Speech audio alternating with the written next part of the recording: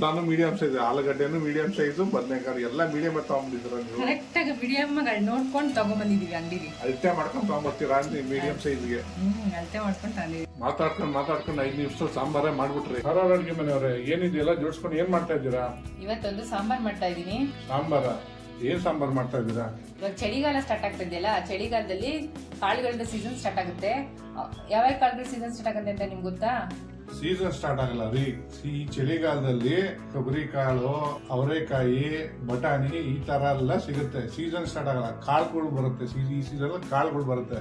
ಇವಾಗ ಯಾವ ಕಾಳು ಹಾಕೊಂಡು ಸಾರು ಮಾಡ್ತಾ ಇದೀರಾ ನೀವು? ಇವಾಗ ಅವರೆಕಾಳಲ್ಲಿ ಆಲ್ರೆಡಿ ಮಾಡಾಕಿದೀವಿ.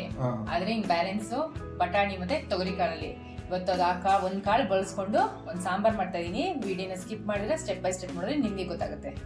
ಸರಿ ಮಾಡಿ ಏನ್ ಮಾಡ್ತಾ ಇದೀರಾ ಫಸ್ಟ್ ಹಂಗಾರೆ? ಫಸ್ಟಿಗೆ ಮಸಾಲೆ ರುಬ್ಕೊಂಡ್ಬಿಡೋಣ.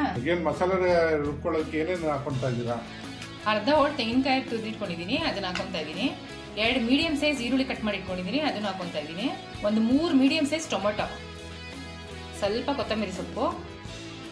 ನಿಮ್ ಮನೇಲಿ ನೆಂಟರು ಬಂದಿದ್ದಾರೆ, ಇಷ್ಟೊಂದು ಮಾಡ್ತಾ ಇದ್ದೀರಾ? ನೆಂಟ್ರು ಯಾರು ಬಂದಿಲ್ಲ, ನಮ್ಮ ಮನೆಗೆ ಇದು ಮಾಡೋದು. ಇದು ಆಕ್ಚುಲಿ ತುಂಬಾ ಚೆನ್ನಾಗಿರುತ್ತೆ ಟೇಸ್ಟ್. ನಮ್ಮ ಮನೇಲಿ ಇವತ್ತು ಮಾಡಿದ್ದು ಇವತ್ತಿಗೆ ಖಾಲಿ ಆಗ್ಬಿಡುತ್ತೆ, ಅಷ್ಟು ಚೆನ್ನಾಗಿರುತ್ತೆ. ಮತ್ತೆ ಇನ್ನೇನ್ ಹಾಕೊಂತಾ ಇದ್ದೀರಾ? ಇವಾಗ ನೆಕ್ಸ್ಟ್ ಬೆಳ್ಳುಳ್ಳಿ ಹಾಕೊಂತಾ ಇದೀನಿ. ಒಂದು 7 ರಿಂದ 8 ಎಸ್ಲು ಬೆಳ್ಳುಳ್ಳಿ ಕೆಲವರು ಇಷ್ಟಪಡಲ್ಲ, ಇಷ್ಟಪಡ್ದಿರು ಸ್ಕಿಪ್ ಮಾಡ್ಕೋಬಹುದು.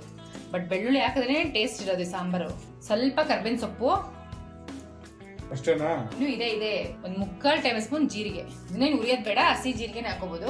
4 ರಿಂದ 5 ಒಣಮೆಣಸಿನಕಾಯಿ ಹುರಿದಿಟ್ಕೊಂಡಿದೀನಿ, ಅದನ್ನ ಹಾಕೊಂತಾ ಇದೀನಿ. ಮೆಣಸಿನಕಾಯಿ ಹುರ್ದೆ ಹಾಕೊಂಬೇಕಾ? ಹುರಿದಾಕೊಂಡ್ರೆ ಚೆನ್ನಾಗಿರೋದು. ಇಲ್ಲಾಂದ್ರೆ ಒಂಥರ ಒಗ್ರೊಬ್ರು ವಾಸನೆ ಬರ್ತಾ ಇರುತ್ತೆ, ಹಸಿ ವಾಸನೆ. ಹುರ್ದಾಕೊಂಡಿದ್ರು ಟೇಸ್ಟ್ ಚೆನ್ನಾಗಿರುತ್ತೆ ಅಂತ ಹೇಳ್ತಾ ಇದ್ದೀರಾ? ಟೇಸ್ಟ್ ಚೆನ್ನಾಗಿರುತ್ತೆ. ಒಂದು 3 ರಿಂದ 4 ಟೇಬಲ್ ಸ್ಪೂನ್ ಸಾಂಬಾರ್ ಪುಡಿ, ನಮ್ಮ ಮನೇಲಿ ಮಾಡಿಟ್ಕೊಂಡಿರ್ತೀವಿ ಸಾಂಬಾರ್ ಪುಡಿ, ಅದನ್ನ ಹಾಕೊಂತಾ ಇದೀನಿ. ಏನೆಲ್ಲ ಒಟ್ಟಿಗೆ ಇದಕ್ಕೆ ಹಾಕ್ಬಿಡ್ತಾ ಇದ್ದೀರಾ? ಇದಕ್ಕೆ ಹಾಕೊಂಡು ರುಬ್ಬಿಡೋದು. ತುಂಬಾ ಈಸಿನೂ ಅಷ್ಟೇ, ತುಂಬಾ ಟೇಸ್ಟಿನೂ ಇರುತ್ತೆ ಸಾಂಬಾರು. ಇವಾಗ ರುಬ್ಕೊಂಡ್ಬಂದ್ಬಿಡೋಣ. ನೋಡಿ, ಈ ತರ ನೈಸ್ ರುಬ್ಕೊಂಡಿದೀನಿ. ನೆಕ್ಸ್ಟ್ ಏನ್ ಮಾಡೋದು ಅಂತ ನೋಡೋಣ. ಒಂದು ಪ್ಯಾನ್ ತಗೊಂಡಿದೀನಿ, ಇದಕ್ಕೆ ಒಂದು 2 ರಿಂದ 3 ಟೇಬಲ್ ಸ್ಪೂನ್ ಎಣ್ಣೆ ಹಾಕೊಂತಾ ಇದೀನಿ.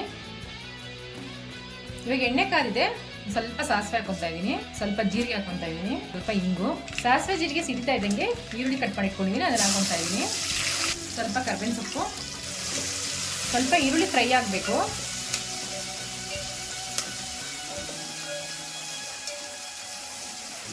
ಸಾಸಿವೆ ಜೀರಿಗೆ ಎಲ್ಲ ಸ್ವಲ್ಪನೇ ಹಾಕೊಂತೀರಾ? ಕರಿಬೇವು ಸ್ವಲ್ಪನೇ ಹಾಕೊಂತೀರಾ? ಜಾಸ್ತಿ ಹಾಕೊಳ್ಳಲ್ವ ನೀವು?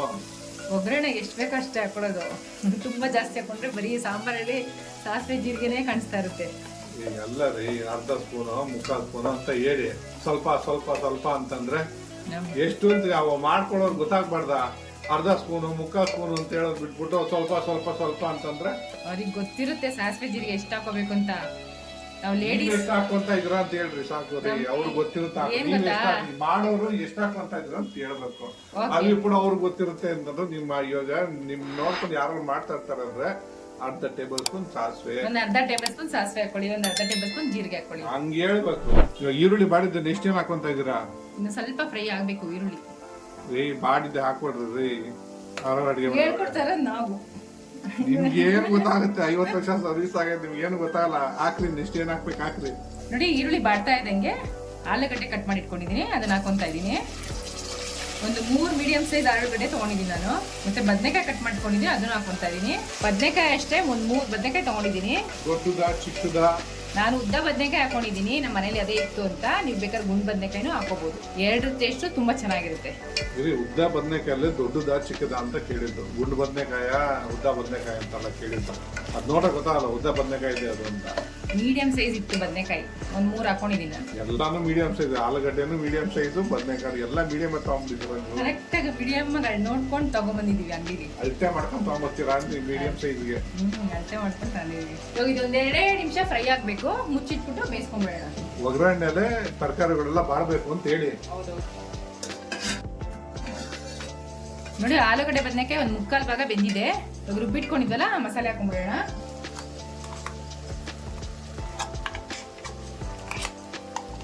ಇವಾಗ ಜಾರ್ ತೊಳೆದ್ಬಿಟ್ಟು ನೀರು ಹಾಕೊಂತಾ ಇದೀನಿ, 1 ಗ್ಲಾಸ್ ಅಷ್ಟು. ಒಂದ್ಸಲಿ ಮಿಕ್ಸ್ ಮಾಡ್ಕೊಂಡ್ಬಿಡೋಣ. ನೀಟಾಗಿ ಮಿಕ್ಸ್ ಮಾಡ್ಕೊಳ್ರಿ. ನೀಟಾಗಿ ಮಿಕ್ಸ್ ಮಾಡ್ಕೊಳ್ಳಿ. ಇವೆಲ್ಲ ನೀಟ್ ಅಲ್ವಾ ನೀವು? ನೀಟ್ ಅವ್ರು ನೀವು. ನೀಟಾಗಿ ಮಿಕ್ಸ್ ಮಾಡ್ಕೊಂತ ಇದೀನಿ. ನೀವೇನೋ ನೀಟ್ ಎಕ್ಸಾಮ್ ಏನೋ ಬರ್ದಿದ್ರಾ? ಬರ್ದಿದ್ವಿ, ಎಲ್ಲ ಎಕ್ಸಾಮ್ ಬರ್ದಿದ್ವಿ. ಯಾವ್ದಾದ್ರು ಪಾಸ್ ಆಗಿದ್ರೆ ಎಲ್ಲಾದ್ರೂ ಫಸ್ಟ್ ಕ್ಲಾಸ್. ಸ್ವಲ್ಪ ಗಟ್ಟಿ ಇದೆ, ಇನ್ನೊಂದು ಅರ್ಧ ಲೋಟದಷ್ಟು ನೀರು ಹಾಕೊಂತಾ ಇದೀನಿ. ಇವಾಗ ಇದು ಕುದಿ ಬರ್ಬೇಕು. ನೋಡಿ ಇವಾಗ ಸಾಂಬಾರ್ ಕುದೀತಾ ಇದೆ. ಬೇಯಿಸಿಟ್ಕೊಂಡಿದ್ದೆಲ್ಲ ಕಾಳು ಹಾಕೊಂತಾ ಇದೀನಿ. ನೋಡಿ ಏನ್ ಕಾಳು ಅಂತ ನೋಡೋಣ, ಗೆಸ್ ಮಾಡಿದ್ದು. ನೀವು ತೊಗರಿ ಕಾಳು ರೀ, ಯಾರು ಅಡಿಗೆ ಮಾಡೋರು ಹಾಕೊಡ್ರಿ. ಗೊತ್ತಾಗೋಯ್ತಾ ತೊಗರಿ ಕಾಳು ಅಂತ? ಒಂದ್ಸರಿ ಮಿಕ್ಸ್ ಮಾಡ್ಕೊಂಡ್ಬಿಡೋಣ. ಇದು ಬ್ರೇಕ್ಫಾಸ್ಟ್, ಲಂಚ್, ಡಿನ್ನರ್ಗೆ ತುಂಬಾ ಚೆನ್ನಾಗಿರುತ್ತೆ. ಬ್ರೇಕ್ಫಾಸ್ಟ್ ಲಂಚ್ ಡಿನ್ನರ್ ಅಂದ್ರೆ ಏನೋ ಓಕೆ. ಬ್ರೇಕ್ಫಾಸ್ಟ್ ಏನ್ ತಿನ್ಬೋದು? ಬ್ರೇಕ್ಫಾಸ್ಟ್ಗೆ ಪೂರಿ, ದೋಸೆಗೆ ಎಲ್ಲ ಅದಕ್ಕೂ ಚೆನ್ನಾಗಿರುತ್ತೆ. ಇಡ್ಲಿಗೆ ಚೆನ್ನಾಗಿರಲ್ವಾ? ಇಡ್ಲಿಗೂ ಸೂಪರ್ ಆಗಿರುತ್ತೆ. ಮತ್ತೆ ಹೇಳಲಿಲ್ಲ ನೀವು ದೋಸೆ, ಪೂರಿ, ಚಪಾತಿ ಅಂತ ಅಂದ್ಬಿಟ್ಟು ಇಡ್ಲಿ ಅಂತ ಹೇಳಲೇ ಇಲ್ಲ. ನೀವು ಗೆಸ್ ಮಾಡ್ತೀರಿ ಅಂತ ನೋಡೋಣ ಅಂತ. ನಾವೇ ಗೆಸ್ ಮಾಡ್ಬೇಕು, ನೀವ್ ಮಾಡಿದವ್ರಿಗೆ ಗೊತ್ತಿಲ್ಲ, ನಾವ್ ಗೆಸ್ ಮಾಡ್ಕೋಬೇಕಾ? ನೀವ್ ಹೇಳಿದ್ರೆ ಇಡ್ಲಿ ಜೊತೆ ಚೆನ್ನಾಗಿರ್ತಾರೆ, ಇಡ್ಲಿ ಜೊತೆ ಹಾಕೊಂಡ್ ತಿಂತೀವಿ. ನೀವ್ ಹೇಳಿಲ್ಲ ಅಂದ್ರೆ ಹಾಕೊಂಡ್ ತಿನ್ನಲ್ಲ ಅಷ್ಟೇ. ಇಡ್ಲಿ, ದೋಸೆ, ಪೂರಿ, ಚಪಾತಿ ತುಂಬಾ ಚೆನ್ನಾಗಿರುತ್ತೆ. ಒಳ್ಳೆ ಕಾಂಬಿನೇಷನ್ ಅಷ್ಟೇ. ಮತ್ತೆ ಮುದ್ದೆಗೂ ಚೆನ್ನಾಗಿರುತ್ತೆ, ಅನ್ನಕ್ಕೂ ಚೆನ್ನಾಗಿರುತ್ತೆ. ಒಂದ್ಸರಿ ಟ್ರೈ ಮಾಡ್ಬಿಟ್ಟು ಹೇಗಿತ್ತು ಅಂತ ನನಗೆ ತಿಳಿಸಿ. ಇವಾಗ ರುಚಿಗೆ ತಕ್ಕಷ್ಟು ಉಪ್ಪು ಹಾಕೊಂತಾ ಇದೀನಿ.